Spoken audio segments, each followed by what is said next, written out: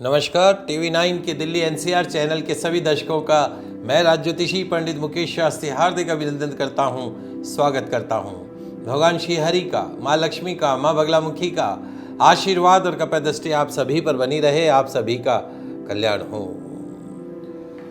दोस्तों, आज हम बात कर रहे हैं हमारे उन निसंतान दंपतियों के बारे में जो विवाह के कई वर्षों के पश्चात भी संतान सुख से वंचित हैं। तो क्या आप विवाह के कई वर्षों के पश्चात भी संतान सुख से वंचित है? क्या मेडिकल साइंस के लाख इलाज के पश्चात में भी आप गर्भ धारण नहीं कर पा रहे हैं? क्या आपकी संतान किसी गंभीर बीमारी से पीड़ित है? क्या आपको बार बार अबॉर्शन अर्थात गर्भपात का सामना करना पड़ता है? क्या आपको लगता है कि अब आप आस छोड़ चुके हैं कि अब तो मेरे संतान नहीं होगी? यदि हाँ, तो आप परेशान मत होइए। आज मैं आपको एक बहुत ही चमत्कारिक और दुर्लभ उपाय बताने जा रहा हूं, जिसको अपनाकर निश्चित तौर पर वर्षों से सुनी आपकी गोद जो है वो संतान की किलकारियों से गूंजने लगेंगी। निश्चित तौर पर सभी समस्याओं का, संतान से संबंधित सभी समस्याओं का आपको समाधान मिलता हुआ नजर आएगा। क्या करना है लिख लीजिए, समझ लीजिए। एक चांदी की गाय बाजार से आपको खरीद कर लेके आनी है। चांदी की ऐसी गाय जो बछड़े को दूध पिला रही हो, ऐसी चांदी की गाय अपने घर पर खरीद के लेकर आनी है। चांदी की गाय खरीद के ले आइएगा और रोजाना प्रतिदिन सुबह और शाम को चांदी की गाय की पूजा करनी है। कैसे करनी है आप समझ लीजिए। तो चांदी की गाय को एक ताम्र प्लेट के अंदर रख दीजिएगा, तांबे की प्लेट में, और साथ में तुलसी जी का गमला भी हो। तुलसी जी का गमला, उसके पास में ताम्र प्लेट में चांदी की गौ माता। सबसे पहले तो आपको चांदी की गौ माता की विधिवत पूजन अर्चन करनी है। चांदी की गौ माता को आपको कच्चे दूध से उनका अभिषेक करना है, पंचामृत से अभिषेक करना है, गन्ने के रस से गौ माता का अभिषेक करना है, सुगंधित इत्र जल से गौ माता का अभिषेक करना है, शुद्ध देशी घी से गौ माता का अभिषेक करना है, केवड़े गुलाब जल से, गंगा जल से गौ माता का अभिषेक करना है। अभिषेक करने के पश्चात में शुद्ध जल से स्नान करवाकर पुनः एक बार ताम्र प्लेट में रख दीजिए। गुलाब के पुष्पों की माला या गुलाब के पुष्प, गुलाब के पुष्पों की पत्तियां अर्पण कर दीजिए। एक शुद्ध देशी घी का दीपक आपको प्रज्वलित करना है। तुलसी माता के समक्ष, गौ माता के समक्ष शुद्ध देशी घी का दीपक आपको प्रज्वलित करना है। साथ ही साथ 11 लापसी के गुड़ की बनी हुई लापसी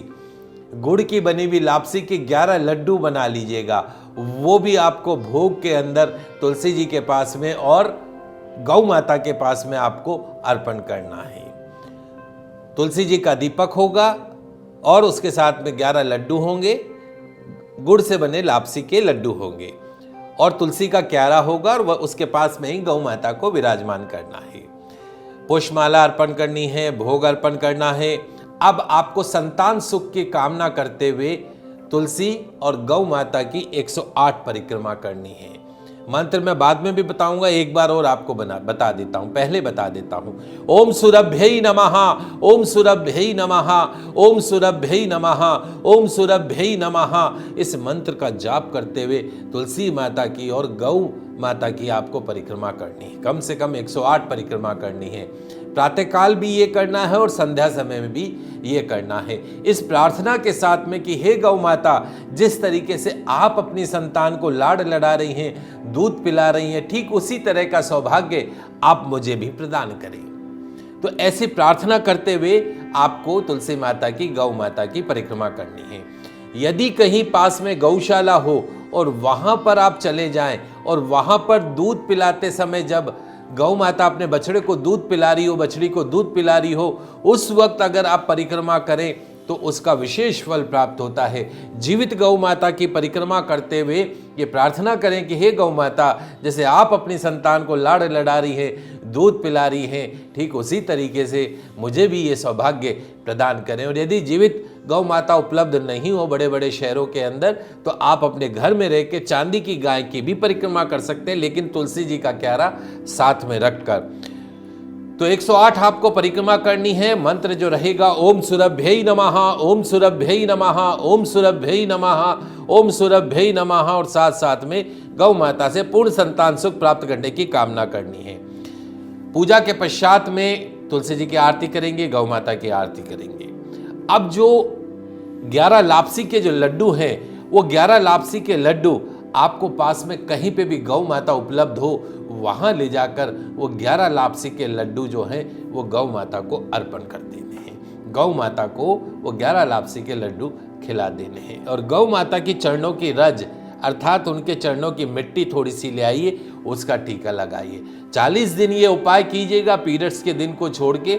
निश्चित तौर पे 40 दिन के अंदर ही आपको संतान सुख की प्राप्ति होगी, गर्भ धारण करने में आ रही दिक्कतों का समाधान मिलेगा।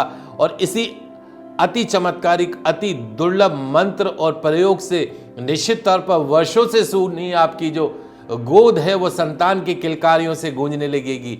यही नहीं है कि यदि आपकी संतान किसी गंभीर बीमारी से पीड़ित है तो भी उस गंभीर बीमारी से मुक्ति मिलेगी।